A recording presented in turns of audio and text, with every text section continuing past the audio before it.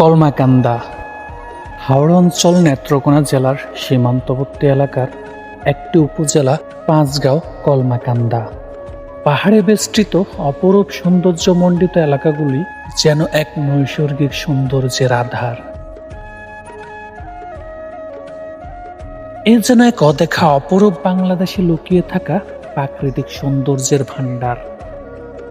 এইখানে আসলে দেখতে পাবেন পাঁচগাঁও সীমান্তবর্তী পাহাড়, সাদা চুনা পাথরের পাহাড়, ভারতের মেঘালয় রাজ্যের পাহাড়ের বুক চিরে আসা নদীর ঢল, পাতলাবন খেলার মাঠ, 7 শহীদের মাজার সহ আরো অনেক দর্শনীয় স্থান।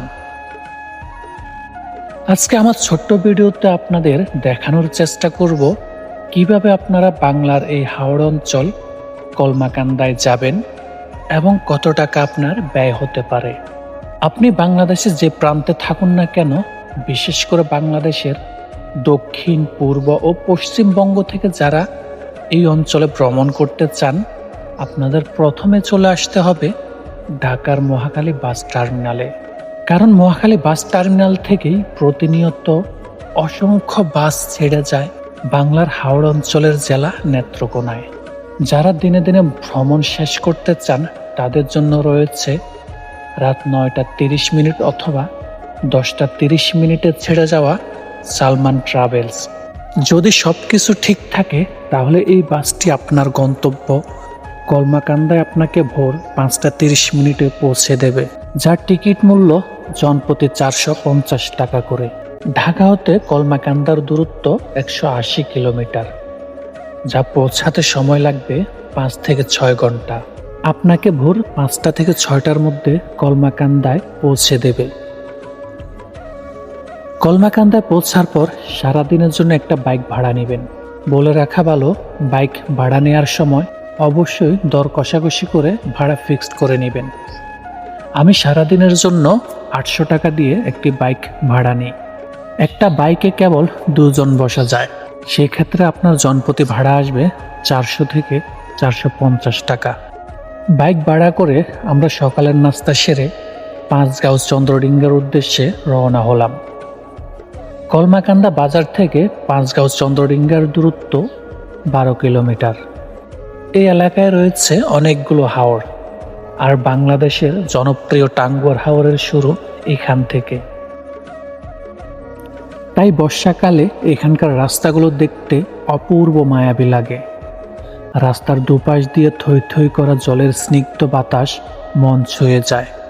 এই রাস্তা ধরে বেশ কিছু দূর যাওয়ার পর দেখা মিলবে মেঘে ঢাকা পাঁচগাঁওয়ের সীমানা ঘেঁষে ভারতের মেঘালয়ের পাহাড়ের অপূর্ব সুন্দর দৃশ্য, যা আপনার চোখের পলক এক মুহূর্তের জন্য পড়তে দিবে না।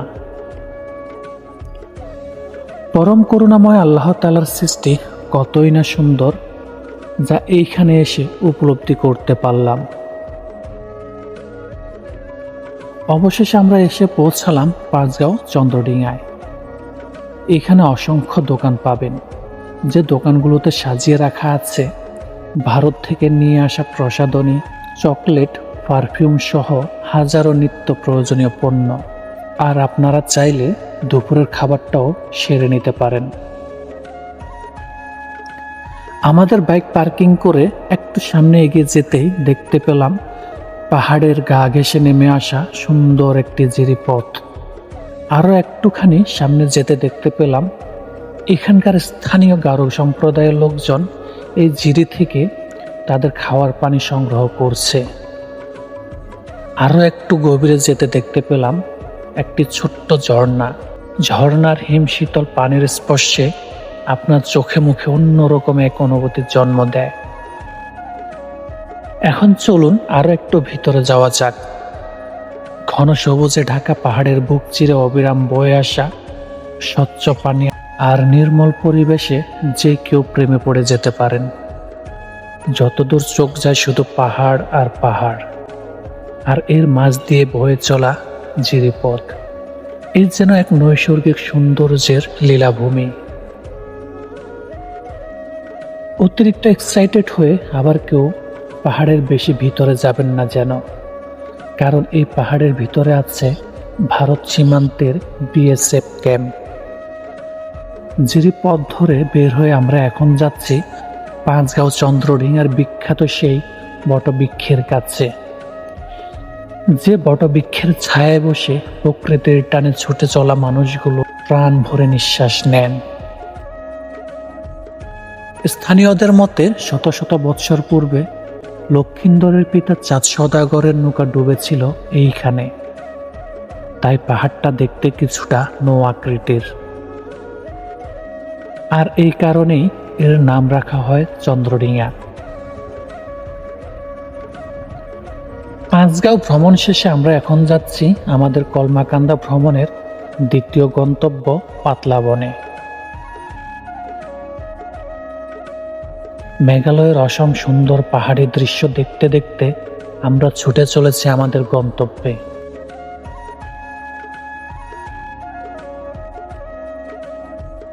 পৃথিবীতে এমন অসংখ্য বস্তু রয়েছে যা শুধু দূর থেকে আমাদের আকৃষ্ট করে।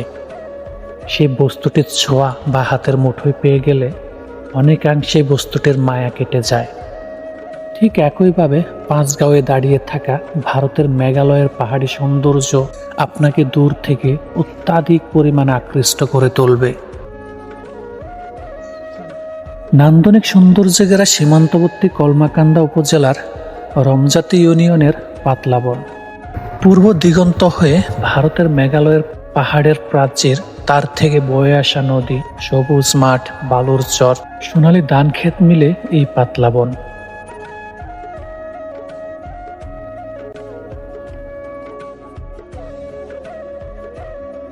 সীমান্তে বাংলাদেশ অংশের কিছু ছোট ছোট টিলা এটা আরো এক অন্য মাত্রা যোগ করেছে। এখানে আসলে চোখ জুড়িয়ে যায়, ইচ্ছে করে না ছেড়ে যেতে, তারপরও আমাদের যেতে হবে। আর এখন যে স্থানটাতে আছি এটা হচ্ছে আপনার পাতলাবন খেলার মাঠ বলা হয়। জায়গাটা সত্যি অনেকটাই সুন্দর। এখানেও কিন্তু আপনার বিজিবি থাকে, বিজিবি এখানেও থাকে, আজকে এখন নেই। যদি বিজিবি থাকতো তাহলে আমি এত দূর আসতে পারতাম না। আর এত দূর আসতে না দেওয়ার মেইন কারণ হচ্ছে কারণ সীমান্তের যে উত্তেজনা সেটা তো আপনারা জানেনই। এই কারণেই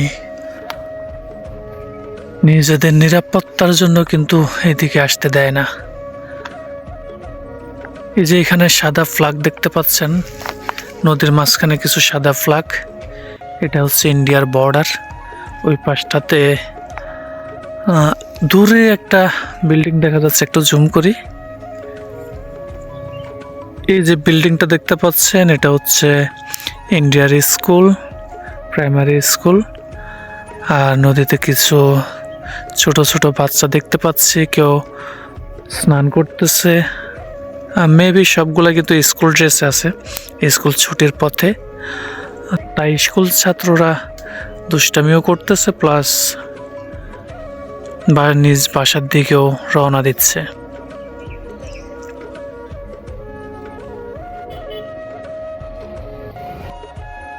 পাতলাবন থেকে আমাদের তৃতীয় গন্তব্য এখন 7 শহীদের মাজার। গণেশ্বরী নদীর সাথে ভারতের মেঘালয়ের পাহাড়ের অপরূপ সৌন্দর্য দেখতে দেখতে আমরা ছুটে চলেছি 7 শহীদের মাজারে।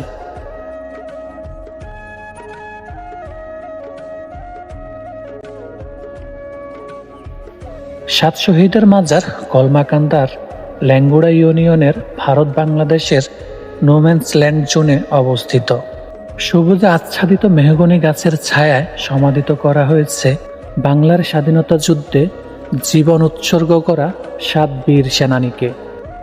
এই মাজারের পাশ দিয়ে বয়ে চলেছে মেঘালয়ের পাহাড় থেকে নেমে আসা গণেশ্বরী নদী। এখানে আসলে খুব কাছ থেকে দেখতে পাবেন ভারতের বিএসএফ জওয়ানদের দৈনন্দিন কর্মকাণ্ড, সাথে পাহাড়, টিলা ও নদীর এক নৈসর্গিক অনুভূতি। 7 শহীদের মাজার এখানে সবাই আসে দেখার জন্য।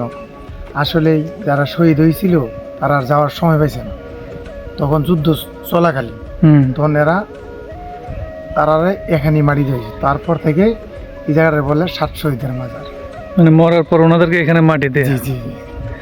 বন্ধুরা, পাহাড়ের মাথায় একটা সাদা ভবন দেখতে পাচ্ছেন, এটা হচ্ছে ইন্ডিয়ার বর্ডার এবং এটা হচ্ছে ইন্ডিয়ার বর্ডারের বিএসএফ এর হেডকোয়ার্টার। এটা একদম সাথে হওয়াতেই কিন্তু আপনার ওইদিকে আমাদের বিজিবি যারা ডিউটিরত আছেন তারা কিন্তু সীমান্তের কাছে যেতে দিচ্ছে না। মেনলি পাহাড়গুলো পুরোটা হচ্ছে আপনার ভারতের ভিতরে, আর এই কারণেই কিন্তু টুরিস্টের নিরাপত্তাজনিত কারণে ভিতরে যাওয়া যাচ্ছে না। যতদূর পারতেছি রাস্তা থেকেই বাইক যুগে যাচ্ছি, আর যতদূর সম্ভব পারতেছি আপনাদেরকে ক্যামেরাবন্দি করে দেখানোর জন্য। 7 শহীদের মাজার শেষে আমরা ছুটে চলেছি মোমিনের টিলায়। বাংলাদেশের সীমান্তবর্তী টিলাগুলোর মধ্যে সবচেয়ে উঁচু টিলার একটি এই মোমিনের টিলা। এই টিলায় দাঁড়িয়ে আপনি দেখতে পাবেন ভারতের মেঘালয়ের পাহাড় চূড়া আর মেঘের মিতালির অপরূপ দৃশ্য। এছাড়াও টিলার উপর দাঁড়িয়ে দেখতে পাবেন সুন্দরী গণেশ্বরী নদীর বৈচিত্র্যময় এক রূপ।